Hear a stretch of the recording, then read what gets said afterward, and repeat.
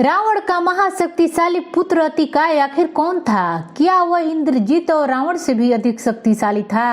आप देख रहे हैं भक्ति मन। तो चलिए करते हैं ज्ञान की बातें। वीडियो में आगे बढ़ने से पहले हमारे चैनल को सब्सक्राइब अवश्य करें और बेल आइकन दबाना न भूलें। जब रावण की बात की जाती है तब उसके भाई कुंभकर्ण और उसके पुत्र इंद्रजीत यानी मेघनाद की बात की जाती है। लेकिन रामायण काल के समय में रावण का एक और पुत्र था जिसका वर्णन रामायण में बहुत कम देखने को मिलता है। कहा जाता है कि वह इतना शक्तिशाली था कि खुद लक्ष्मण जी को उसका वध करना पड़ा था और उसके पास इतने सारे शक्तिशाली अस्त्र थे जिसकी कोई गिनती न की जा सकती है। हम बात कर रहे हैं रावण के पुत्र अतिकाय की। रावण की दूसरी पत्नी धन्य मालिनी का पुत्र अतिकाय अति शक्तिशाली मायासी राक्षस था।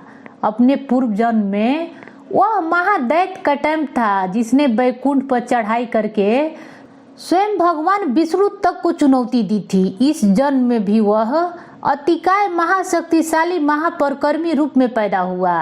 यह भी कहा जाता है कि उसने कैलाश पर्वत पर जाकर स्वयं भगवान शिव का मान भंग कर दिया था। स्वयं भगवान शिव ने इतने क्रोधित हुए कि उन्होंने अतिकाय पर अपने त्रिशूल से प्रहार किया, लेकिन उसे भी अतिकाय का कुछ नहीं हुआ। इसे प्रसन्न होकर भगवान शिव ने उसे धनुर्विद्या का ज्ञान भी दिया था जिससे अतिकाय अत्यंत शक्तिशाली हो गया था। भगवान शिव ने कई सारे दिव्य अस्त्रों का ज्ञान भी दिया था।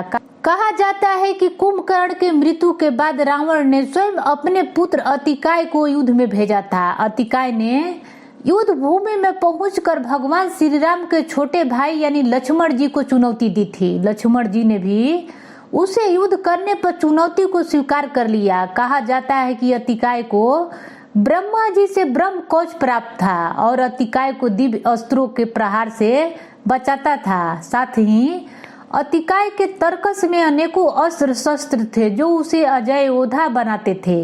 लक्ष्मण जी और अतिकाय के बीच घमासान युद्ध शुरू हुआ जहां लक्ष्मण जी 5 दिव्य अस्त्र अपने तरफ से छोड़ते थे तो अतिकाय उन तमाम दिव्य अस्त्रों को काट देता था क्योंकि उसके पास सभी के काट मौजूद थे।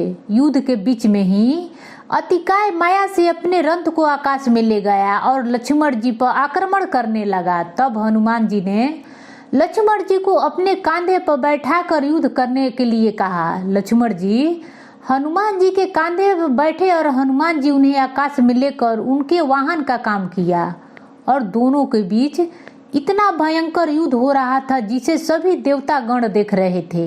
लक्ष्मण जी के पास अतिकाय के मृत्यु का कोई रहस्य नहीं था। ऐसे में स्वयं वायुदेव ने उनकी सहायता की थी। वायुदेव ने कहा लक्ष्मण जी को बताया कि भगवान ब्रह्मा से अतिकाय को एक सुरक्षा कवच प्रदान है जिसे ब्रह्म कवच भी कहा जाता है और इसके बुनियाद पर कोई भी दिव्य अस्त्र उसे नहीं मार सकता है सिवाय ब्रह्मास्त्र के। वायुदेव ने उपाय बताने पर लक्ष्मण जी ने ब्रह्मास्त्र का साधना किया और उसे अतिकाय पर छोड़ दिया।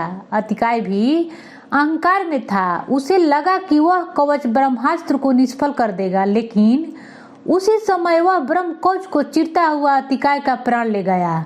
वह रक्त सहित भूमि पर गिर पड़ा और उसके प्राण चले गए। इस प्रकार रावण का महान पुत्र अतिकाय स्वर्ग लोक को प्राप्त हुआ।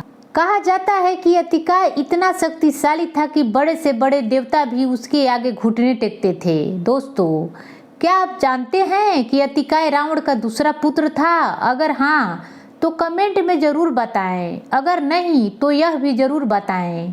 आपको यह जानकारी कैसी लगी जरूर बताएं। मिलेंगे खास वीडियो के साथ, तब तक देखते रहिए भक्ति मन।